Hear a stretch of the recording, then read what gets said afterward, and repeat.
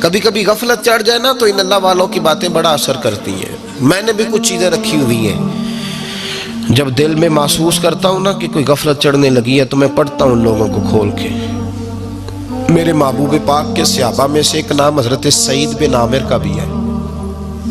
Governor بنایا تھا یا عامل بنایا تھا حضرت عمر نے انہیں ایک صوبے پورے کا. آپ کے گورنر ہاؤس کے پاس سے گزرے تو گورنر ہاؤس پیدل چل نہیں سکتے آپ، اتنا بڑا ہے. تو یہ وہ گورنر تھا کہ ایک دفعہ مال غنیمت بہت زیادہ آیا تو حضرت فاروق اعظم نے اس صوبے کے لوگوں کو کہا کہ ایک شخص جو مالیات کا وزیر تھا، وزیر خزانہ تھا، اس کو جناب عمر فاروق رضی اللہ تعالیٰ عنہ نے کہا، وزیر خزانہ اس صوبے کے جہاں حضرت سعید بن عامر گورنر تھے، کہا کہ غریبوں کی لسٹ بنا کے بھیجو، میں فنڈ لگانا چاہتا ہوں.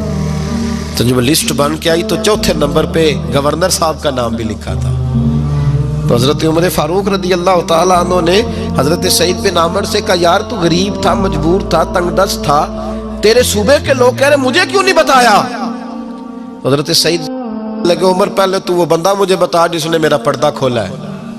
تو بندہ تو بتا، میں جانوں، میرا رب جانے، میں غربتوں کے رونے چوکوں میں کھڑا ہو کے نہیں روتا.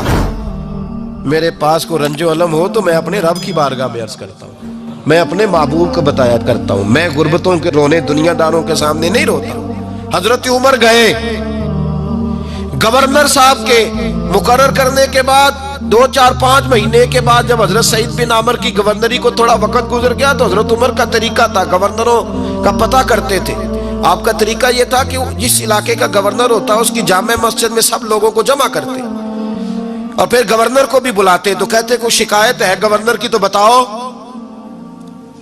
مسجد میں جمع کیا، لوگ اکٹھے ہو گئے. حضرت فاروق اعظم رضی اللہ تعالیٰ عنہ نے فرمایا، گورنر کی کوئی شکایت ہے تو بتاؤ. تو صوبے کے لوگ کہنے لگے 4 شکایتیں ہیں گورنر صاحب کی. سننا ذرا دل کھول کے، 4 شکایات. کون سی؟ کہ پہلی شکایت یہ ہے کہ جب یہ نئے نئے آئے تھے تو فجر کے بعد مسجد میں بیٹھ جاتے تھے، جس کا دل کرتا تھا مل لے. اب یہ فجر پڑھ کے گھر چلے جاتے ہیں اور اشراق چاشت کے وقت 8 9 بجے آتے ہیں. دوسری شکایت یہ ہے کہ یہ پہلے رات کو بھی ملتے تھے، اب صرف دن کو ملتے ہیں، رات کو نہیں ملتے. اور تیسری شکایت یہ ہے کہ ہفتے میں 1 دن ملتے ہی نہیں. چوتھی شکایت یہ ہے کہ کبھی کبھی روتے ہیں تو بے ہوش ہی ہو جاتے ہیں. کتنی دفعہ ملے ہو اپنے ایم این اے کو؟ بولے کتنی دفعہ ملے ہو؟ ووٹ اپنی مرضی سے دینا پر سوال کا جواب تو دو نا. کتنی خادم نہیں قوم کا؟ خادم نہیں، کتنی دفعہ ایم پی آپ کا حال پوچھنے آئے ہیں جس مسجد کے دروازے پہ بیٹھا ہوتا ہے؟ یہ گونگا بہرا اور اندھی جمہوریت ہے؟ رنگ وہی بہتر ہے جو محمد عربی کے غلاموں نے ہمیں عطا فرمایا ہے صلی اللہ تعالی علیہ، اور یہی چراغ جلے گا تو روشنی ہوگی. حضرت سعید بن عامر گورنر، اور میں اکثر کہتا ہوں اسی دھرتی پر یہ وہ نور والے لوگ تھے جنہیں میرے رسول نے نور عطا فرمایا تھا. یہ ہے تربیت میرے نبی پاک کی. حضرت عمر نے گورنر کی طرف دیکھا، فرمایا بتائیں جناب آپ کی شکایت آئی ہے.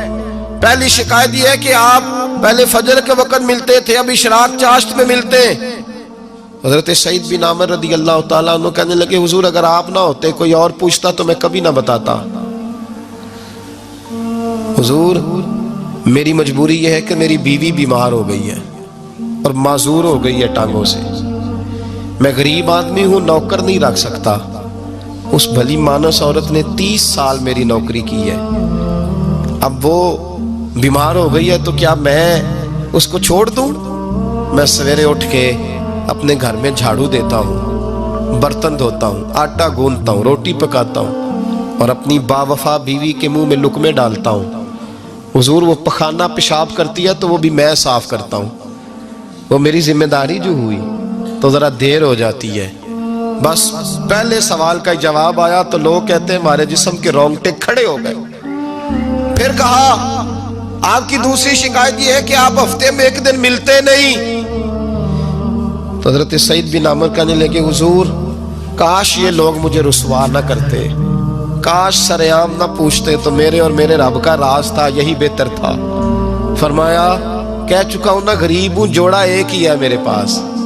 ठंड का मौसम है तो हफ्ते में एक दिन कपड़े धो के खुश्क होने को डाल के बीवी के कपड़े पहन के बैठा रहता हूं, और जरा शाम हो जाती है बाहर आने में तो क्या करूं, नहीं आ पाता।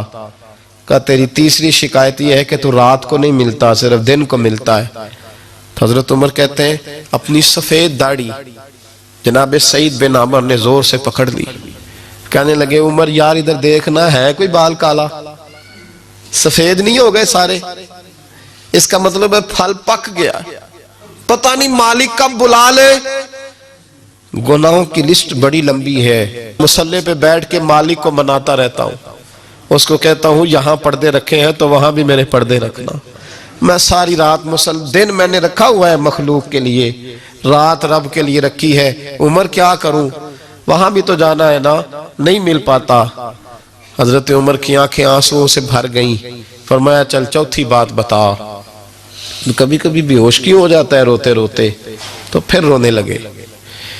कहने लगे हुजूर मैंने 40 साल की उम्र में कलमा पढ़ा है, जब 40 साल के गुनाह याद आते हैं तो फिर मुझसे सब्र नहीं होता, और सोचता हूं अगर एक गुनाह का पता ते सारा है ना सरदार नु कीतियां दा, मन आनम के मन दानम, पता ते सारा है सरदार नु कीतियां दा, और जब 40 साल की खताएं याद आती हैं तो रो पड़ता हूं और सोचता हूं अगर मालिक ने खड़ा करके पूछा तो जवाब क्या दूंगा।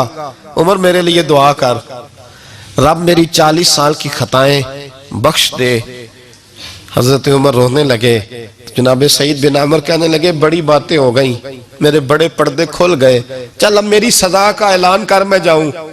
उमर अब बता, मैंने जवाब दे दिया, अब शिकायत पर सजा का ऐलान करना मैं जाऊं। तो हजरत उमर ने हाथ उठाए कहा है अल्लाह मुझे इस तरह के कुछ और गवर्नर भी अता फरमा।